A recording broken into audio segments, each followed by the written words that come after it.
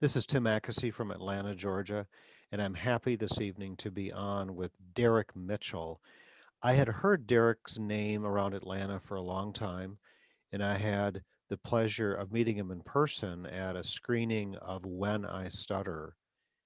And I've known Derek now for a couple, 3 years and spent some time with him, and I understand why people who stutter really like to hang around with Derek and learn from him and to be inspired by him.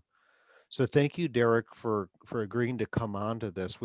His assignment was to watch the Netflix movie My Octopus Teacher and then apply it to my stuttering teacher, meaning what have I learned from stuttering?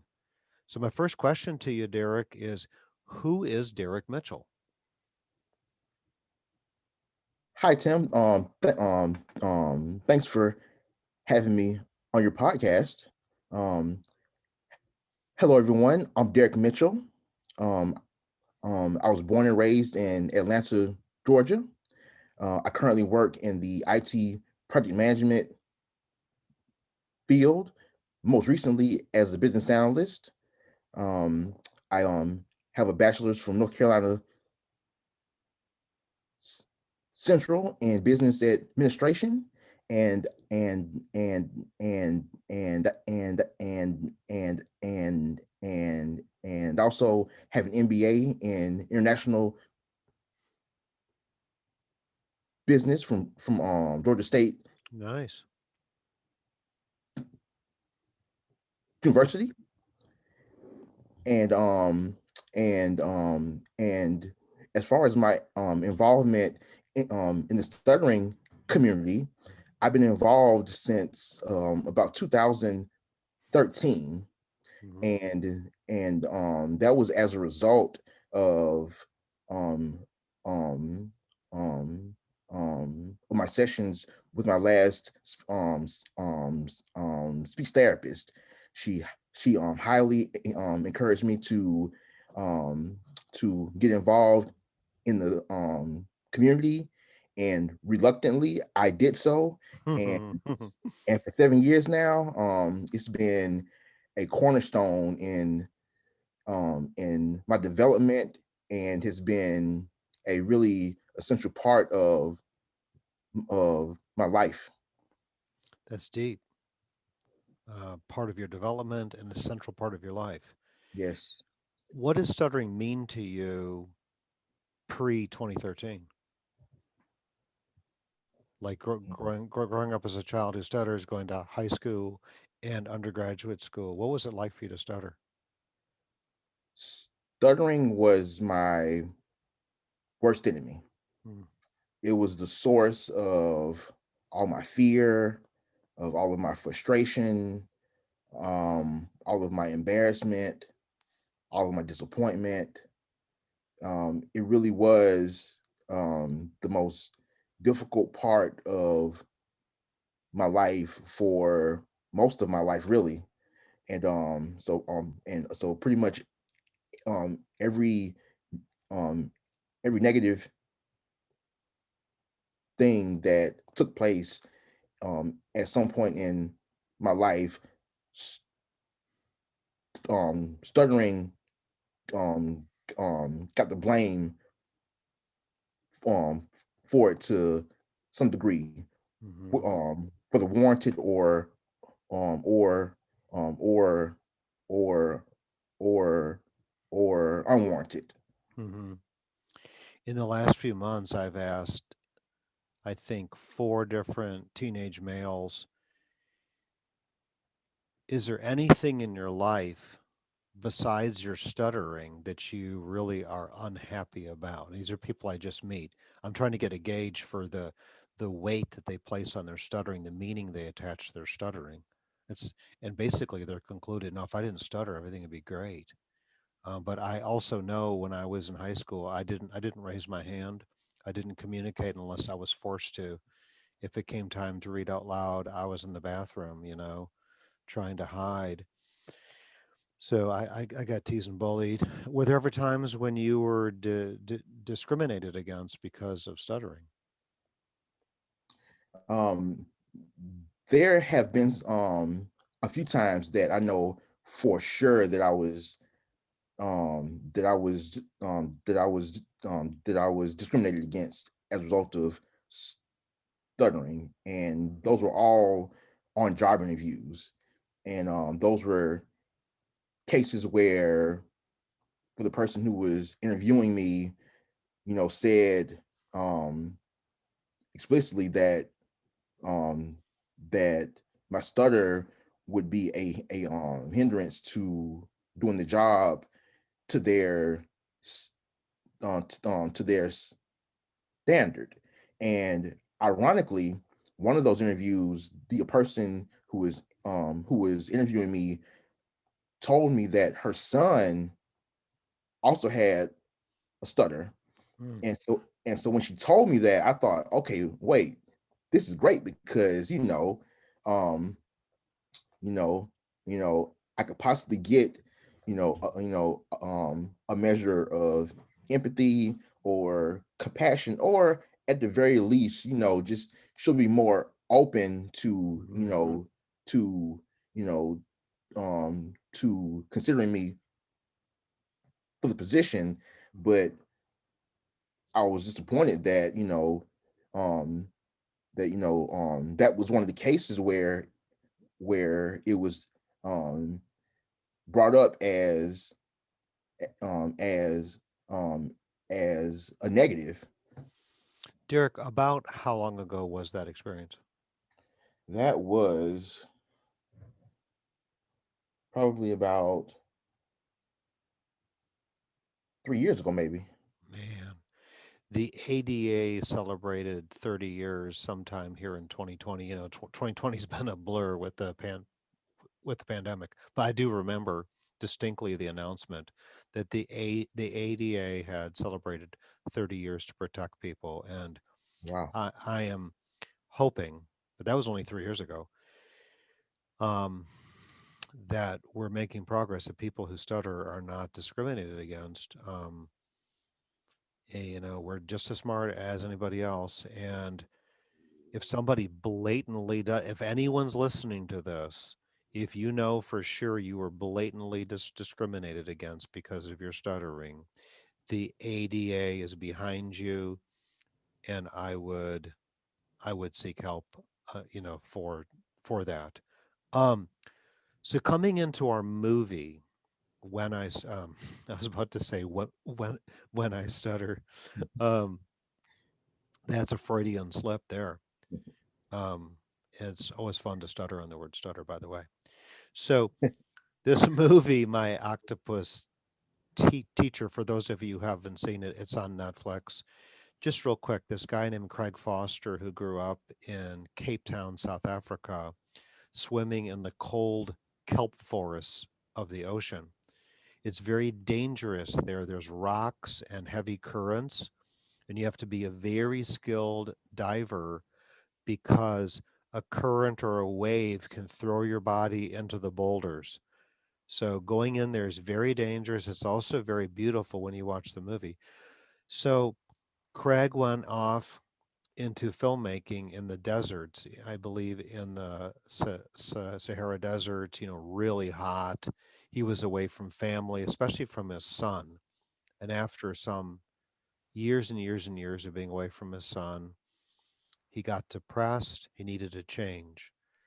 So he thought, you know what I'm going to do? I'm going to go back, be with my son, go on a sabbatical of sorts, and I'm going to go back to the place where things started, which is in the cold waters of the ocean. So he starts diving deep into the kelp forest every single day. And after a little while, he meets an octopus. Now, an octopus is a very shy animal. It's evasive. It uses all sorts of tricks to hide in nooks and crannies. It ejects the ink to escape. They say that an octopus is as smart as a house cat. They're really intelligent. And over time, The octopus allowed him to get close. In fact, there's some spots in the movie when the octopus extends its arm out and touches his body, which has never been seen before. And the octopus becomes somewhat of a shaman to him, a healer. And he also um, says toward the end of the movie that he develops somewhat of a love affair with the octopus. I want to know, Derek, have you ever fallen in love with stuttering? Uh, don't tell my girlfriend about this, but um, you know, I would say over the years it's changed. I say at one point in time it was kind of a love hate um dynamic, Hmm. in that I got to a point where I could recognize what stuttering had done for me, as far as my character, um as far as the people that stuttering had brought i- um into my life, Mm. but still also recognizing, the difficulty that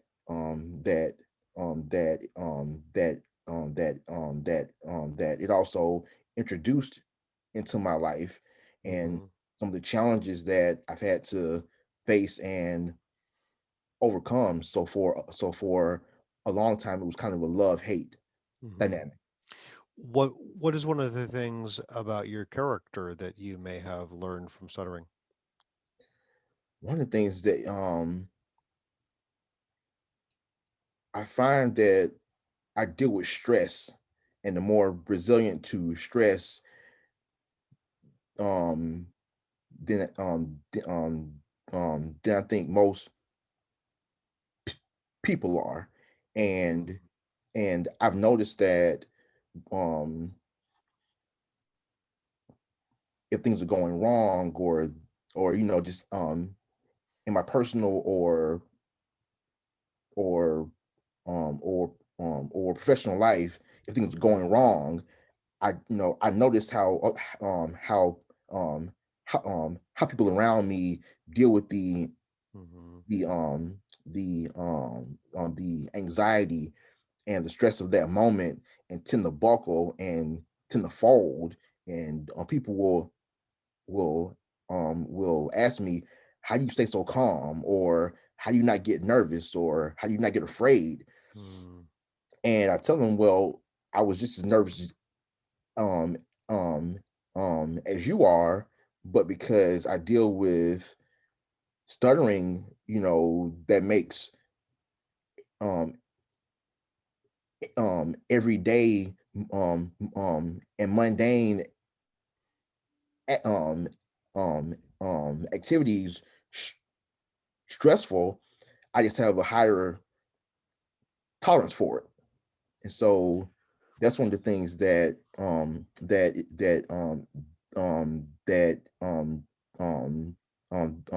stuttering has helped me to develop, and that I Hmm. am grateful for.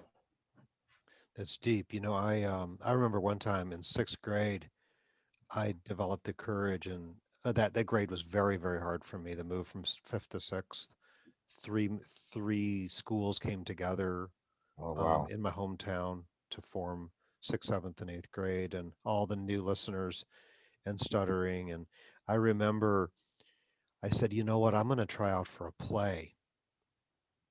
And I go into this room, there's probably 75 kids all wanting roles in the play. And I walk up, it's my turn to read some script, and I'm stuttering hardcore. And the teacher actually walked from the back of the room up to the front and said for the entire room to hear, um, Tim, you're stuttering too much to be in this play. Why don't you come back over here and take a seat? Wow. Yeah. Mm. But I'm sure you had a lot of moments of being mimicked or laughed at or whatever. And we do develop, you have to sink or swim. You have to develop a really tough skin and coping. there's some things you went through, some moments in life that no one knew you were going through. Like, let's pretend you get teased and bullied somewhere, and then 3 hours later, you've kind of gotten through it to the best of your ability, but um, and feeling different. It's interesting. There's a scene in the movie when a shark bites off one of the 8 legs of the octopus, and the octopus goes in hiding for a while to regrow the leg and then makes its way back out on the ocean. I wish it was that easy when you have an experience of being teased or bullied with stuttering. You can't just grow back a leg, but you do have to learn how to. One of the biggest things I know that you're very good at is being able to advocate for yourself, to tell people you stutter. And if somebody says something that is rude or snarky about your stuttering, to put them back in their place. I guess that would be the version of growing back an arm for the octopus. Um, so Craig was so dedicated to regaining control of his life, he was willing to every day go in that water for about a year, freezing cold water. There's sharks in the water. There's all kinds of exotic things, sea otters. What's interesting is he wasn't attracted to the exotics. He was attracted to the octopus. It was he saw himself through the octopus. Um, it's also interesting. He created a bond and a trust. So one of the big things we talk about is being able to accept that you're a person who stutter, to disclose your person who stutter. What would you say about creating a bond and a trust with stuttering, which would then allow you to start talking about it? Hmm. For me, that didn't occur until later in life. That really didn't occur for me until about 5 years ago. Mm-hmm.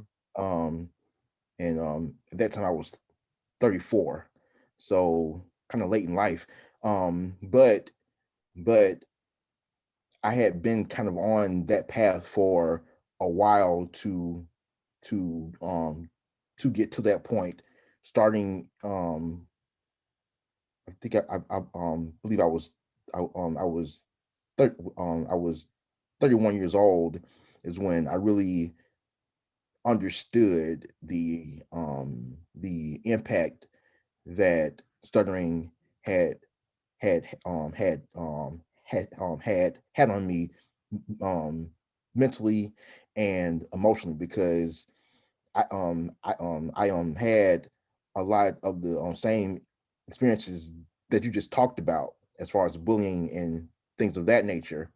And Mm-hmm. so um when I was 31 is when I really started working on my mental and emotional health, you Mm-hmm. know, you know, that put me on that path. And that led me to finally getting to a place of acceptance from when I was about 33 years old.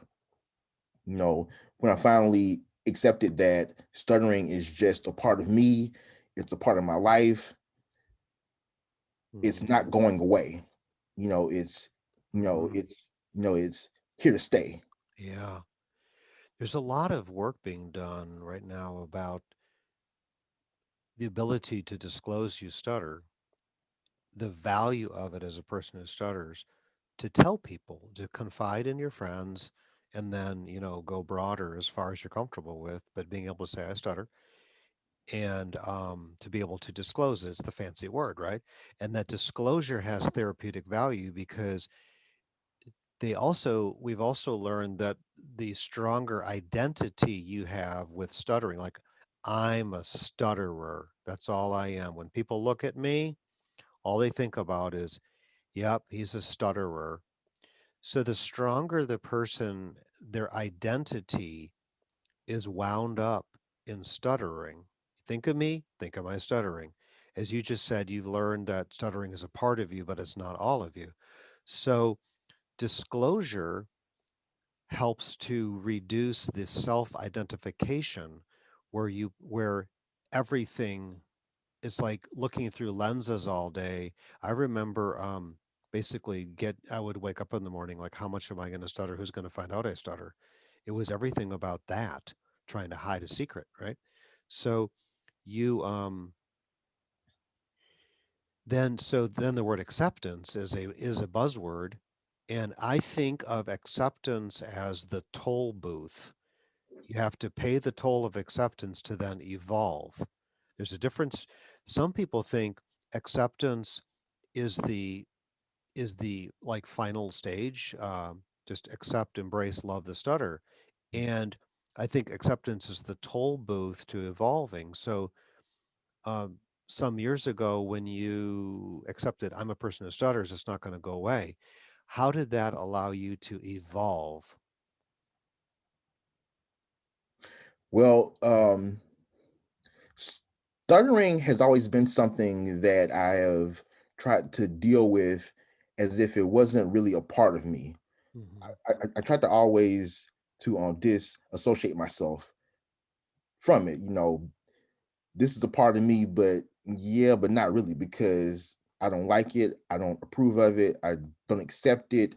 I try and so I always try to deal with it in isolation from the rest of myself and accepting it, getting to that point of recognizing the reality that it's not going anywhere. That allowed me to finally face it and to deal with it instead of avoiding it. Yeah. And Hmm. and and from that, being able to have those moments Hmm. of disclosure, especially those first moments, were very powerful. And Yes. Yes. actually didn't connect all the dots until you just mentioned it. That disclosure, you know, that was key because for me, stuttering has always been um about shame. Like that's the Hmm. hold that Hmm. it had over me is Hmm. shame. And Hmm. shame thrives in darkness and in Hmm. silence. Yes. And when I was able to, you know, get up in front of an audience and, in Toastmasters for that first time and say that I am a person who stutters, Hmm. and to talk about what that meant and Hmm. what it was, Yes. you know, you know, you know, that was a very freeing experience because shame can't live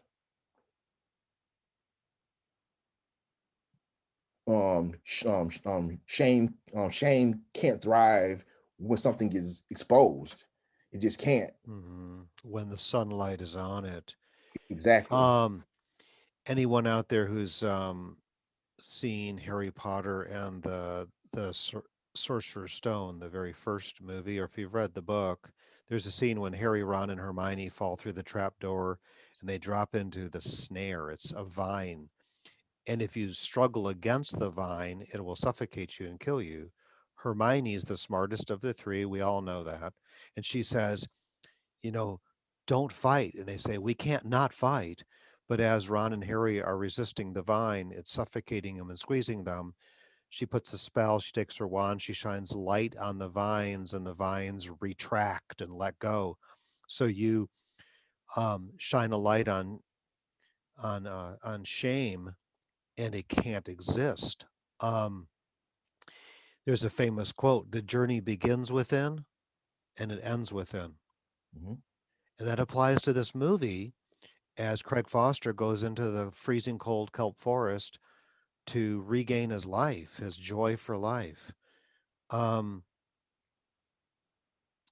People who don't know stuttering, haven't stuttered, don't know someone who stutters, can't understand the shame. It can be that first impression, and people jump on it like you're at summer camp. And these are stories from the children I serve, the clients I serve. The first day at summer camp, you're going around the cabin. You're supposed to say your name and three things about you. and you have a big stutter and some kids laugh. That's hard, man.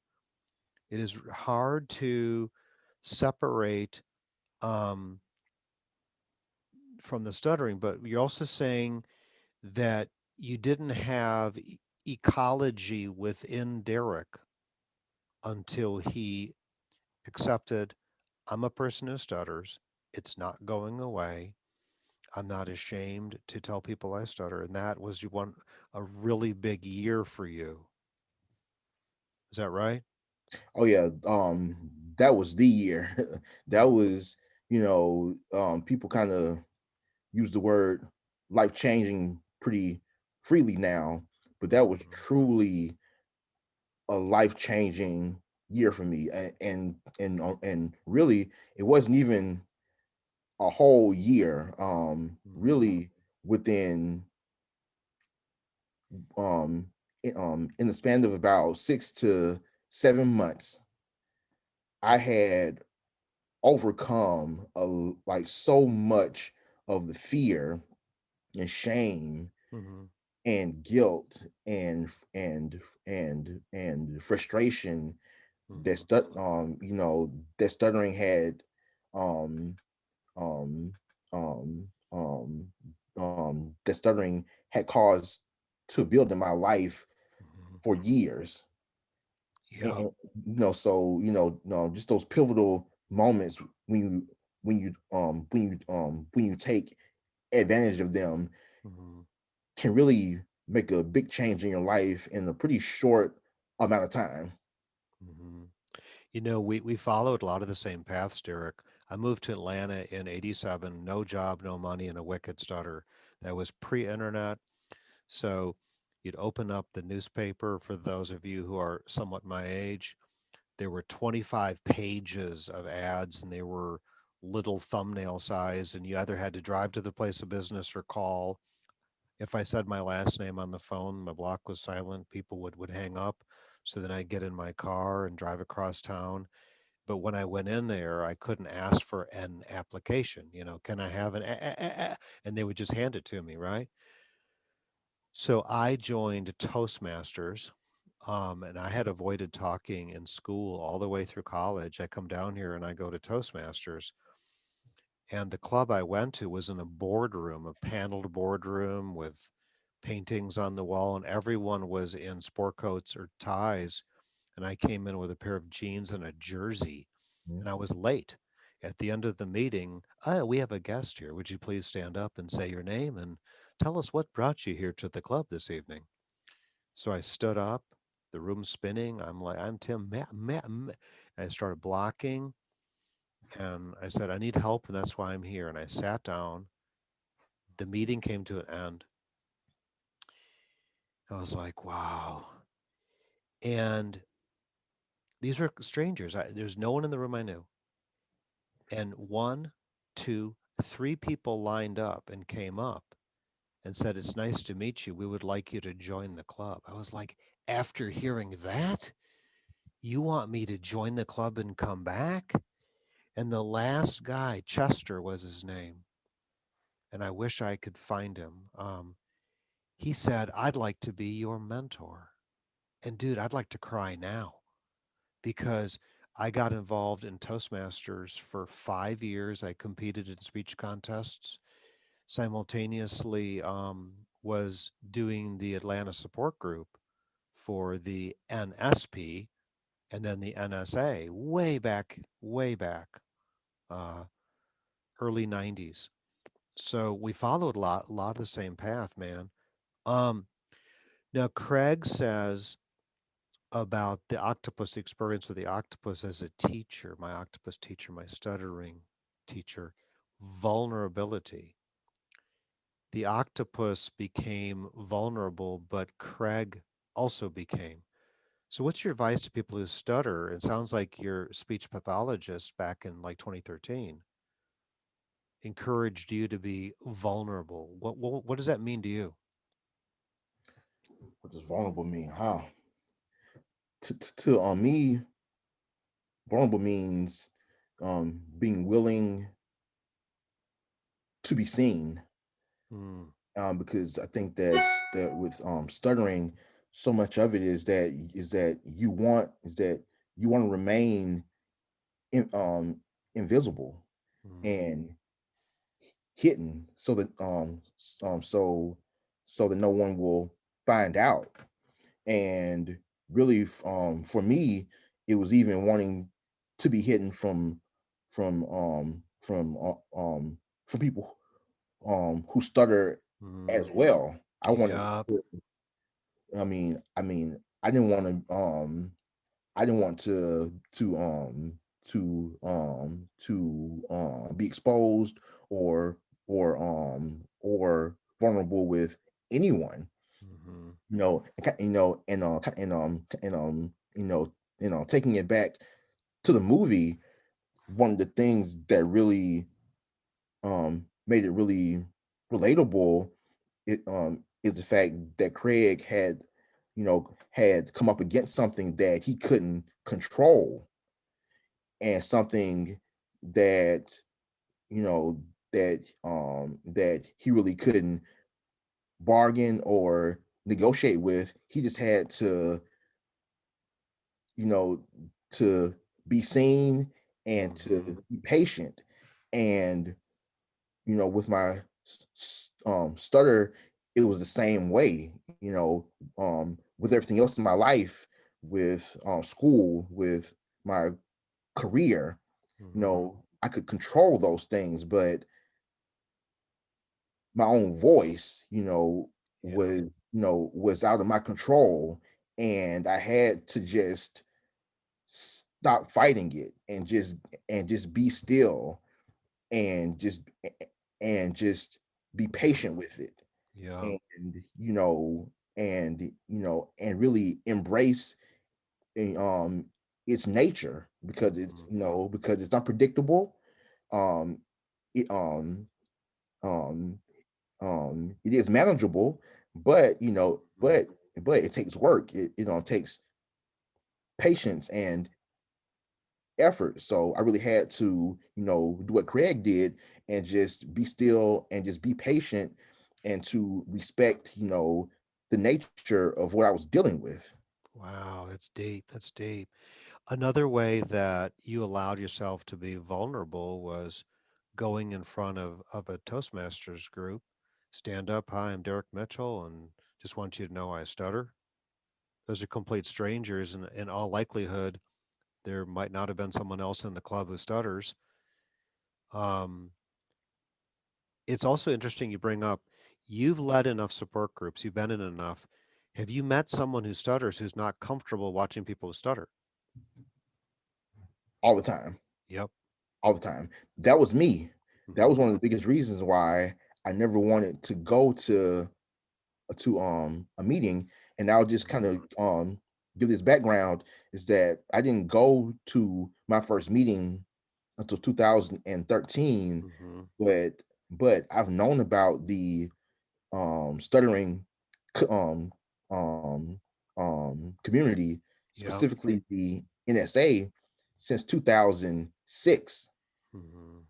But I Yes. just did not want to be a part of that. And when I went to that first meeting, I realized why. Is because I didn't want to see what um the the frustration and the pain, and the fear that I felt on someone else's face. There it is. And that's what I saw. So And you that made it real. you projected your inner thoughts and feelings about stuttering through another person. Yes. You know, when the movie The King's Speech came out around 2011, I wrote an article, Are you comfortable seeing someone else stutter? Because I talked to so many people about the movie. I found three groups. One group, there's no way I'm going to watch it because the king stutters the whole movie. Second group, I watched it. Every time he stuttered, I was not comfortable. And some people said that they stopped the movie. Third group was finally, there's a hero who stutters. Mm, You know, with all due respect, it's kind of ironic. the actor was faking stutter. Now, because he was a royal, people didn't react in public when he stuttered. They didn't dare. His own father was difficult. King George V was difficult. His brother called him Birdie. So he was teased and bullied by his own family. But there were people that wouldn't watch the movie. This great movie, When I Stutter, which you can look up at whenistutter.org. There's 19 adults who stutter. They're interviewed, talked about their stuttering. And when we've done screenings in Atlanta, Georgia, I've talked to so many people that have seen this great movie that they had difficulty watching people stutter. This is important because you knew about self help and the community for years before you dipped your toes in the water. We who help people who stutter have to be careful if we forcibly put people into a support group before they're ready. I know people who were strongly, strongly encouraged to do something when they weren't ready. And there's different ways without spending more time on this for helping people to get their toes wet, maybe through an internet based chat before there's a meeting. Because if you do kind of force somebody to come to a meeting and they're not ready and then they recoil and freak out, you could lose them from a support group in the future. If they're your client, if you do speech pathology, that client may push back and go, I wasn't ready. I trusted you. I wasn't ready. At the end of the day, it is wholesome. It's very wholesome for a person who stutters to be able to watch and listen and see someone stutter. Do you agree? I I do agree. I do agree. Um, but like you said, it's a delicate thing, and Hmm. back to the King's speech. I was one of those people who didn't want to see it, Mm. and and I didn't go until it was near the end of his run in theaters because I knew that it would be very Hmm. painful to watch it unfold, and actually when I did see it, I couldn't see it alone. My dad also has a stutter, and I actually had to have him come with me because I knew that I probably wouldn't be able to sit through the entire film alone. Isn't that something? Right? Yeah. Because when you see somebody else s- s- um stuttering, and it's still very sensitive for you, is triggering because That's you right. see them and it triggers those, and it triggers your emotions as Hmm. if you're the one that's actually stuttering in that moment. Right. I've also heard people say, so I watched him stutter and now I know exactly what he was thinking. And that's not fair either. No, it's not. Um, but we agree that self reflection, vulnerability, the journey begins within, it ends within. This vulnerability is also eventually being able to go into a self help group. I had a podcast with Lee Reeves. I'm sure that you know Lee Reeves, and we talked at length about acceptance, evolution, and the support systems that are available for people who stutter. So Craig Foster, he says about the ocean and earth, you are part of this place, not just a visitor. I'll say it again. You are part of this place and not just a visitor. The way I put that with stuttering is you're part of the communication. If you're at a meeting, if you're a kid at lunch at school, you are part of this place, not just a visitor. What does that make you think of with a person who stutters feeling the self-respect to speak up and talk, Derek? For me, when I heard that part of the movie, it really hit me because as I said before, for most of my life, I dealt with my stutter in in isolation. I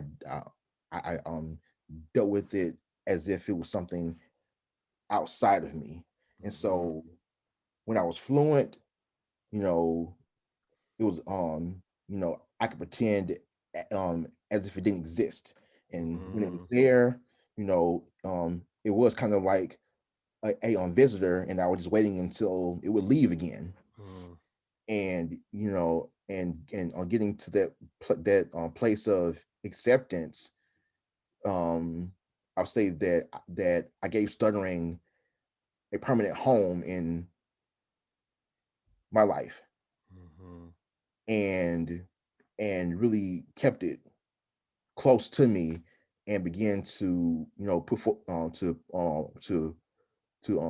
forth an effort to understand it and Mm-hmm. embrace it instead of pushing it away and pretending as if it didn't exist when when I was afforded the, that luxury. Mm-hmm. And so and by doing that, it's gotten me to a point where it's gotten me to a point where I'm very comfortable with it now, Mm-hmm. and it doesn't play as much of a pivotal role in my everyday life as it used to. Mm-hmm. It's just now it's just a part of my normal day. It's not a big event if I stutter at McDonald's or in a drive Yeah. or at the Yeah. bank. Mm-hmm. It's just a part of my everyday life now. You've brought up a few times trying to trick yourself into I'm not a person who stutters while being a person who stutters.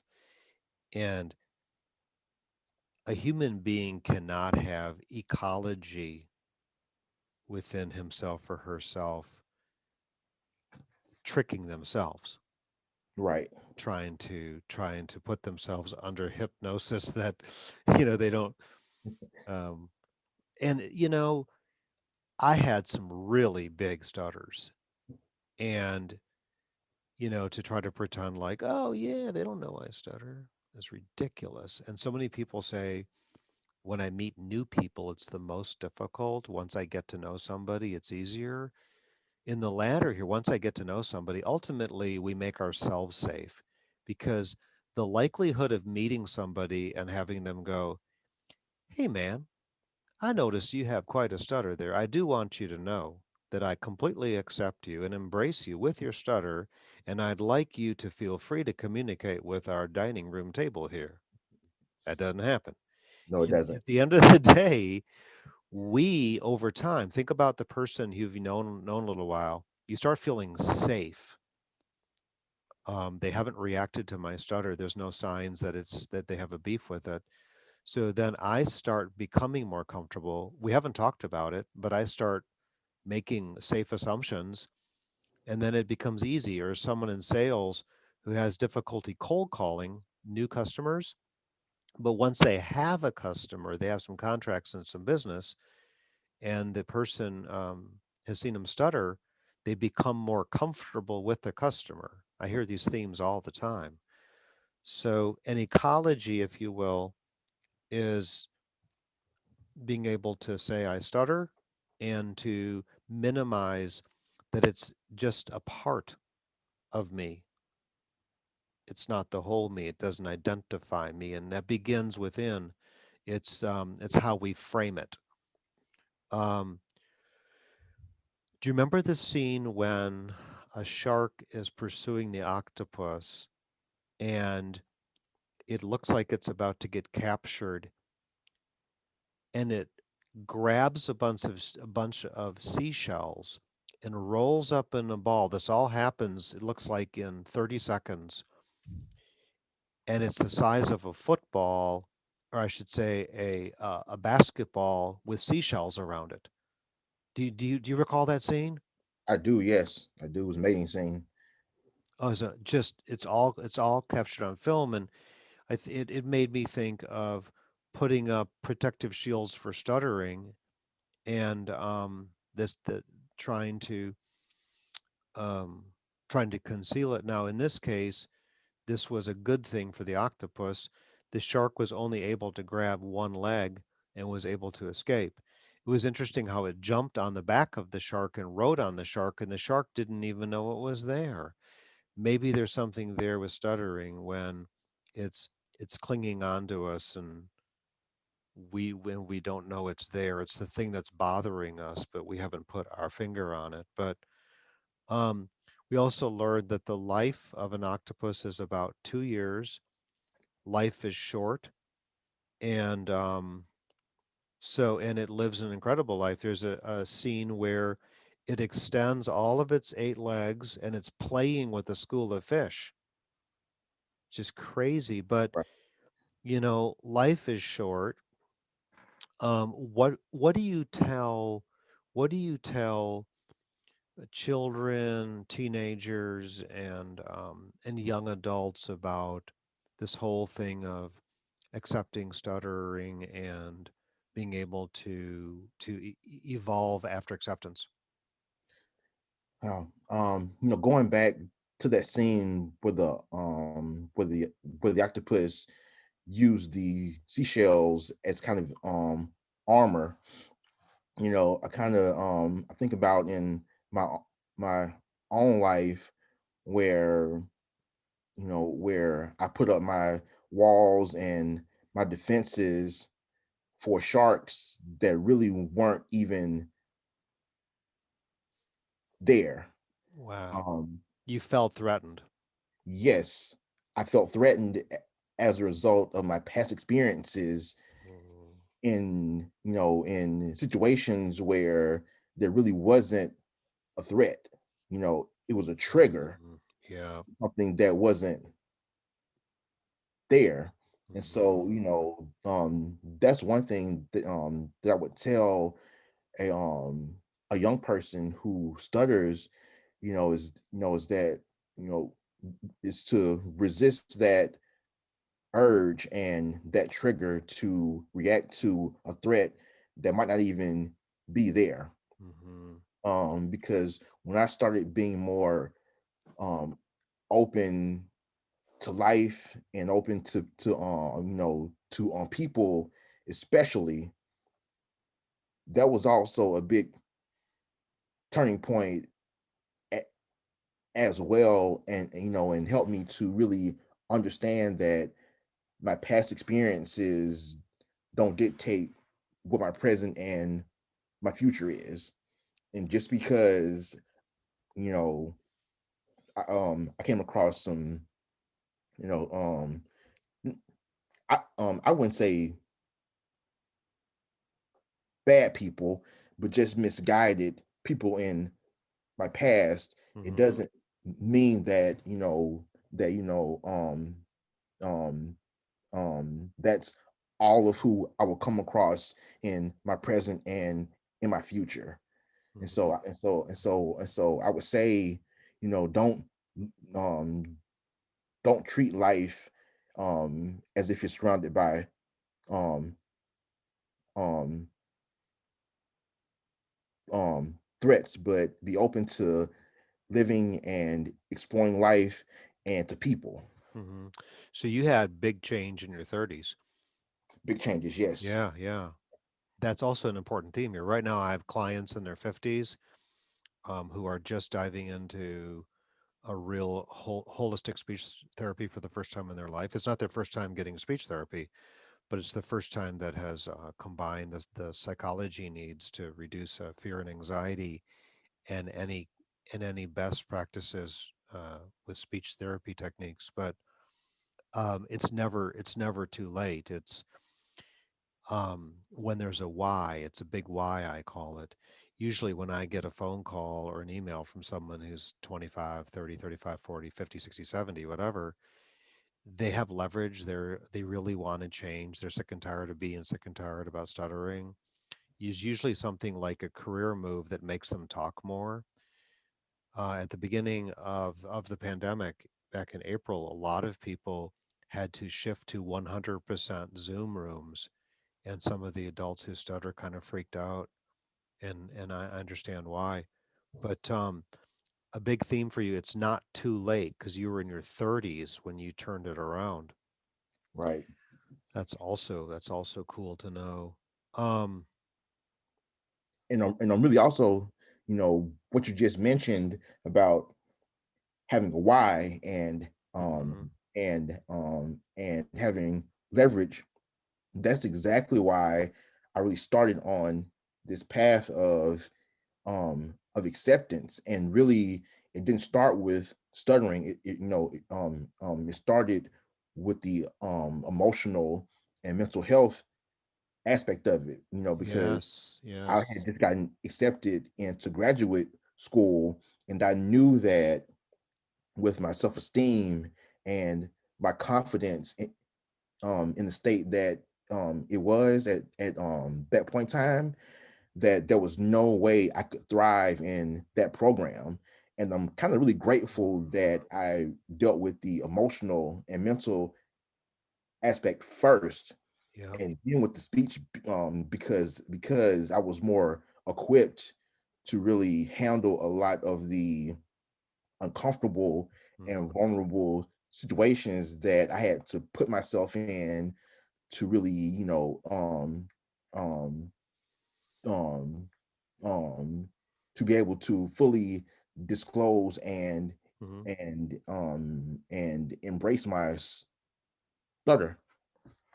There are a lot of self-help books and self-improvement books that talk about we're driven by pain and pleasure.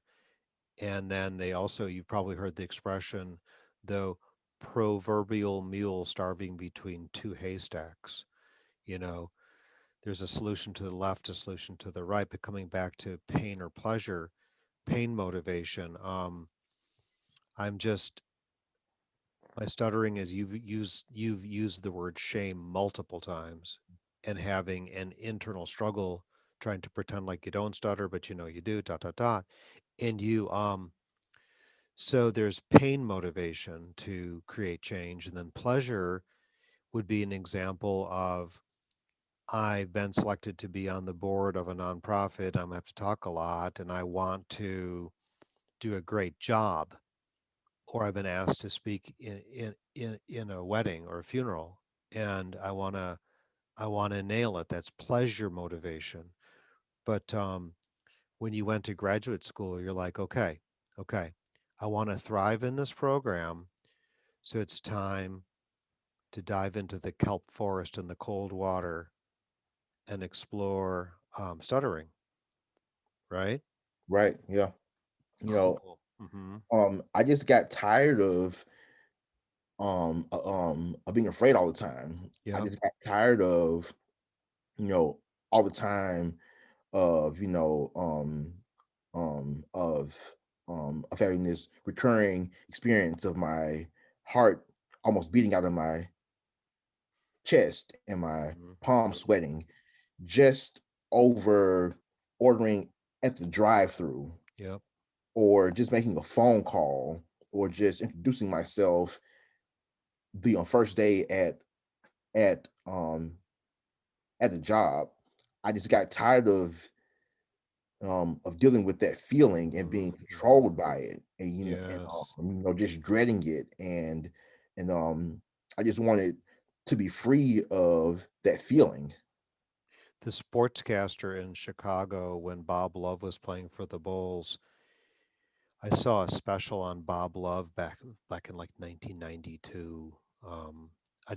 I watched it over and over again and cried every time I watched it.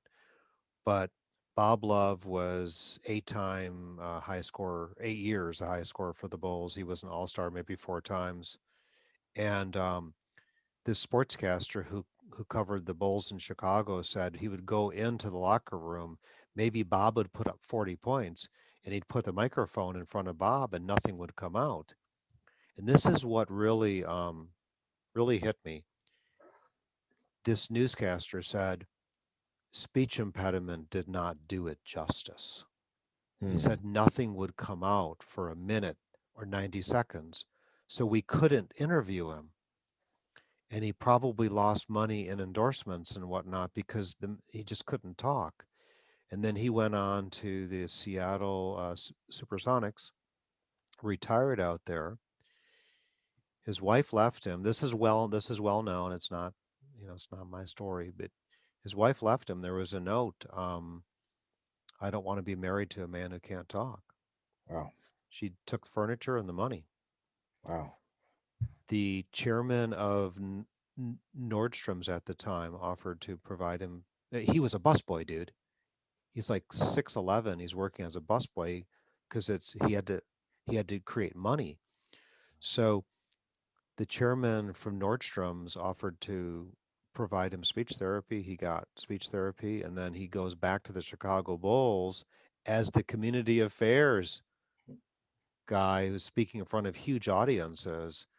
So the reason why I'm bringing the story up is that speech impediment doesn't do it justice. You're talking about anxiety and fear, and people need to know that when you're seeing somebody stutter, in your choices to provide them help, it's more than just an impediment of speech flow. There's people are afraid to communicate. There's a lot of teasing and bullying, and there's a lot of children I meet who fall through the cracks, like they're down in that kelp forest, and around the kelp, there's something else. There's a sea otter or a shark, but there's children down in that forest in every school in America, around the world. People don't fully understand what they're dealing with every week. They don't want to raise their hand. They don't want to communicate. They don't want to be in a play.